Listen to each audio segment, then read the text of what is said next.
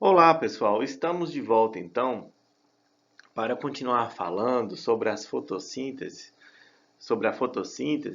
levando em consideração os aspectos fisiológicos e ecológicos. Então, nesta nossa aula, a gente vai começar a falar sobre como a folha está especializada para absorver a luz. Nesta figura, a gente fala da anatomia foliar, derme, isso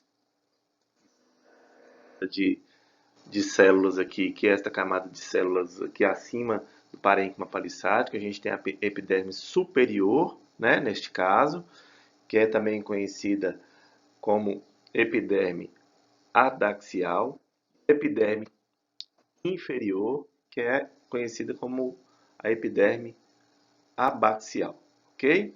O parênquima palissático tem uma estrutura de células semelhantes a colunas, geralmente em três camadas, certo? E o parênquima esponjoso, que são células irregulares e com alguns espaços intercelulares. Muito bem. A epiderme, então, as células da epiderme, né, pensando aqui no feixe de luz, né, chegar a essas células são transparentes à luz visível. O que que isso quer dizer? Que a ou a radiação dentro do espectro visível, que vai entre fica na faixa de 400 a 700 nanômetros, atravessa facilmente essa camada de células. Algumas plantas, especialmente plantas de subbosque, essas células epidérmicas, elas podem funcionar como se fosse uma lente convexa, né? Então ela concentra os feixes de luz num feixe único, de forma a tentar aumentar as chances desse feixe de luz atingirem as moléculas de clorofila. Então é como se você pegasse uma lente, colocasse do lado convexo para baixo e o côncavo para cima, e interceptasse uma luz solar.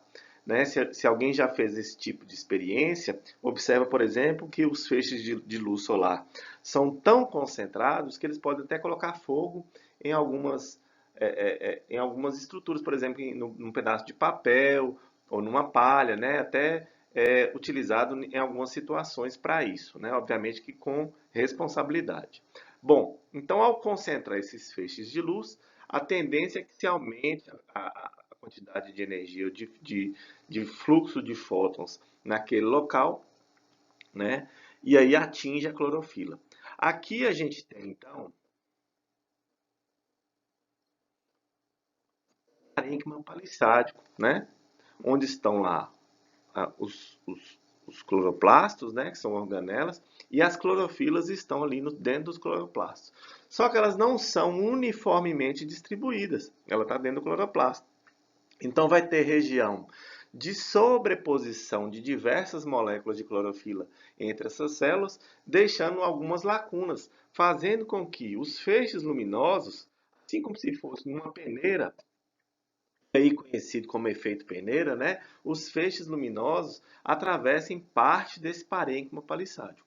E ao atingir, né, ou ao canalizar parte dessa radiação fotossinteticamente ativa que não foi interceptada pela clorofila e, portanto, não foi absorvida, essa radiação chega até o parênquima lacunoso ou esponjoso. Observem aqui que, por apresentar células irregulares, por apresentar espaços intercelulares, o feixe de luz é refletido para diversas direções,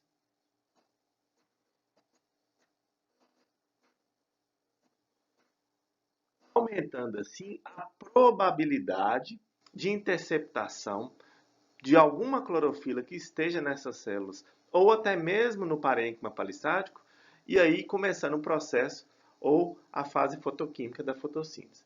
Então, aqueles feixes de luz, né, que atingem a lâmina foliar, que é uma estrutura preparada, né, para interceptar a luz, eles podem ser absorvidos, não pelas células da epiderme, que são transparentes a esses feixes, transmitidos. Esse feixe de luz ou essa radiação atravessa completamente a folha e aí vai acabar atingindo folhas do dossel mais para dentro da planta ou abaixo da planta, não é isso? Então ele foi transmitido, nenhuma clorofila interceptou essa luz, ou então absorvido, quando ele acerta, né, alguma clorofila que estava ali, e aí começa a fase fotoquímica da fotossíntese.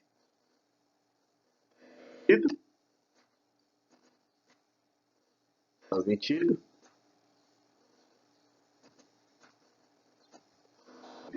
Perfeito? Nesta figura, né,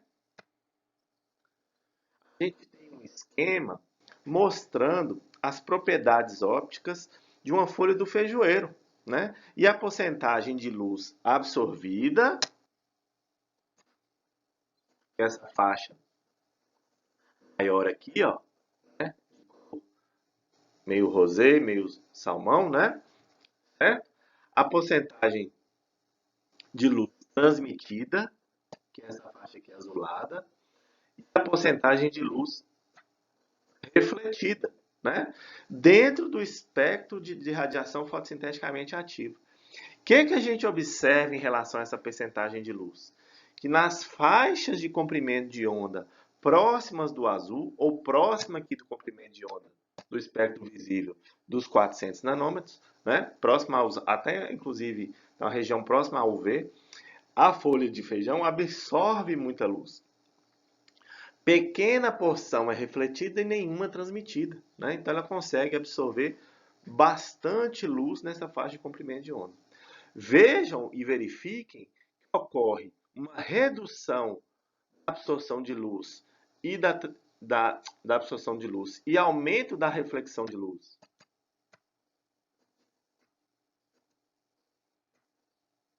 E na faixa do verde, de onda do verde, ali por volta de 550 nanômetros, mais ou menos, e depois a quantidade de luz absorvida volta a aumentar.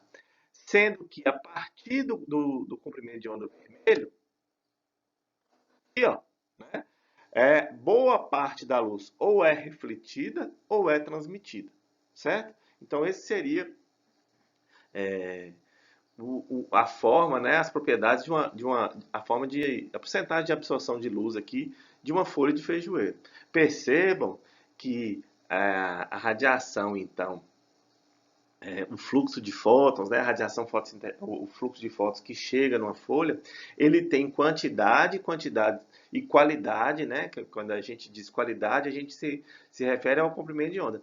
Variável, né? Isso pode ser variável aí, tá? E aí, o ponto de absorção de luz de cada planta acaba sendo algo específico. Aqui a gente tem um exemplo do caso do feijoeiro, né? Do caso do feijoeiro, né? Então, como nós já havíamos falado, né? Dentro daquela concepção de reflexão do feixe de luz luminoso, reflexão, absorção e transmissão, nós já havíamos comentado, vindo aqui, força que nós já falamos, em relação ao parênquima esponjoso que está ali na lâmina foliar, né? Devido ao seu formato irregular, espaços de ar dentro dele, pode haver reflexão de luz, dispersão desses feixes, o que aumenta a trajetória do fóton dentro da lâmina foliar. Isso aumenta a probabilidade daquela luz, daquele raio de luz ou daquele fóton atingir uma clorofila que esteja ali no cloroplasto e, consequentemente, iniciar o processo ou as reações fotoquímicas, né? Percebe então que a anatomia da folha ela tenta maximizar ao máximo a absorção de luz, certo? Porém, em alguns ambientes, né, especialmente ambientes desérticos, onde haja excesso de luminosidade, né? Ou seja, uma grande quantidade de luz disponível, a densidade de fluxo de fótons da radiação fotossinteticamente ativa ali acima de 2.200, 2.500 micromol de fótons por metro quadrado por segundo, as plantas acabam desenvolvendo uma anatomia especial para evitar a absorção de luz, porque é tão grande a disponibilidade de luz que começa a causar fotodano. Para isso, elas desenvolvem estruturas especiais, e a gente observa isso com muita facilidade na natureza, né? Nas cactáceas, por exemplo, né? Em algumas bromeliáceas de regiões desérticas, que é a formação de tricomas, glândulas de sal, de cera epicuticular, né? Que tem a função de, além de reduzir a perda de água por transpiração, também diminui a absorção de luz. E esta diminuição de absorção de luz, ela pode atingir valores de até 60%. Graças a essas estruturas que a gente está comentando, nestes ambientes, essas plantas acabam reduzindo a quantidade de luz absorvida porque há excesso de radiação. E isso pode prejudicar os fotossistemas, causando fotooxidação, conforme nós já falamos previamente. Em alguns casos, né, de quantidade de luz, os cloroplastos também podem se movimentar, né? E este movimento de cloroplastos também consegue regular a quantidade de luz incidente. A gente tem 3 exemplos aqui. Este primeiro, posição dos cloroplastos nas células no ambiente escuro. Este segundo, no ambiente de luz azul fraca. Este no ambiente de luz azul forte, ou seja, de fluxo de fótons alto, né? Bem elevado. Percebam que a distribuição dos cloroplastos ela muda de forma a otimizar a absorção de luz em ambientes escuros ou de pouca disponibilidade de luz, aumentando assim a chance de interceptação luminosa, ou no caso de excesso de luz, eles tendem a se ordenar de forma a reduzir a interceptação de luz, assim evitando fotodano, né? Quem orienta a distribuição desses cloroplastos é a luz azul. Então, as plantas, pelo excesso ou pela falta de luz azul, orientam esse movimento, né? E esses cloroplastos, eles se movem ao longo de filamentos de actina no mioplasma e o cálcio, lembra lá da nutrição mineral? Olha que interessante a função. Ele é quem regula esse movimento, tá certo? Aqui a gente tem outro ponto muito interessante, né? Porque quando a gente pensa numa planta inteira, a gente vê a foto dessa árvore aí do lado, que é uma árvore do cerrado, é uma pitombeira, tá? É uma pitombeira. Lá acima do dossel, então se você pensar na árvore inteira, o dossel é toda a copa, né? Acima do dossel, a gente tem aqui, ó, uma quantidade de luz incidente muito grande. E conforme você vai entrando, a luz vai entrando no dossel, ela vai sendo mais interceptada, né? Ou refletida, e a densidade de fótons, né? A quantidade de fótons que vai chegando, ela vai reduzindo, já que uma boa parte vai sendo interceptada.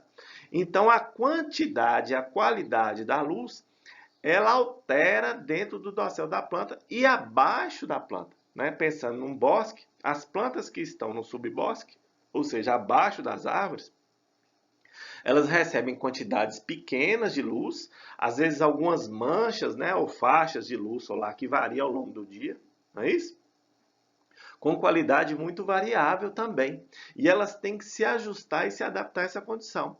Seja por adaptações fisiológicas, seja por adaptações morfológicas ou as duas, né? Às vezes a gente mostrou no início das nossas discussões desse capítulo que, por exemplo, plantas que são cultivadas em sombra têm lâmina foliar mais fina, justamente porque aumenta a possibilidade da luz atravessar, né, ser transmitida para as folhas mais de baixo, não é isso?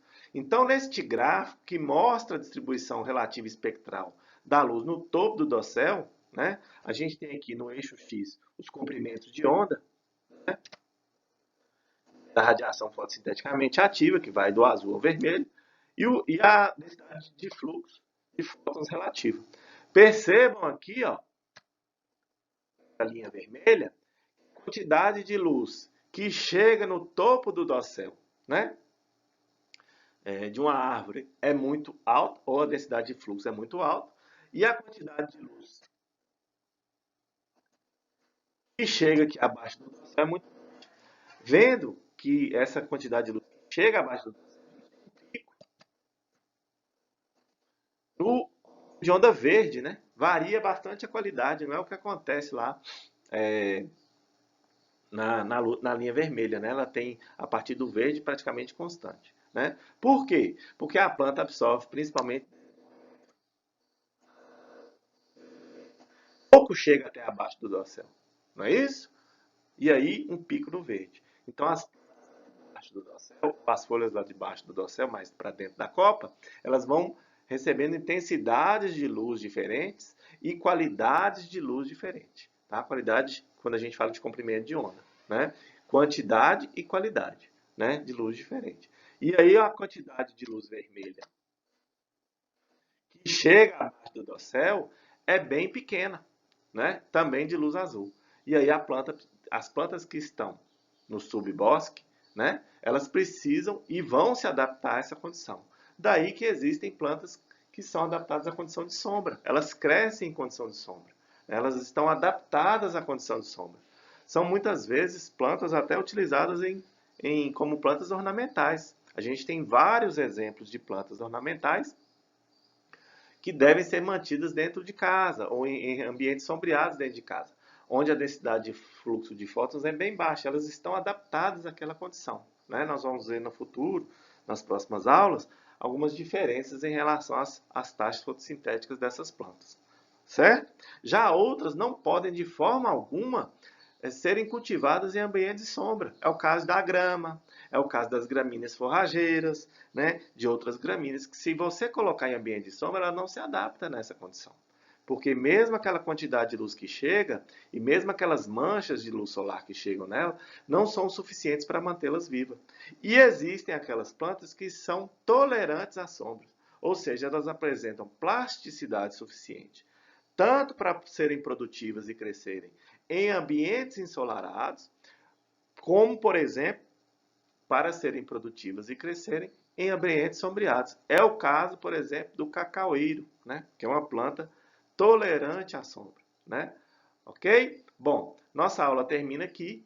Obrigado pela atenção e até a próxima aula.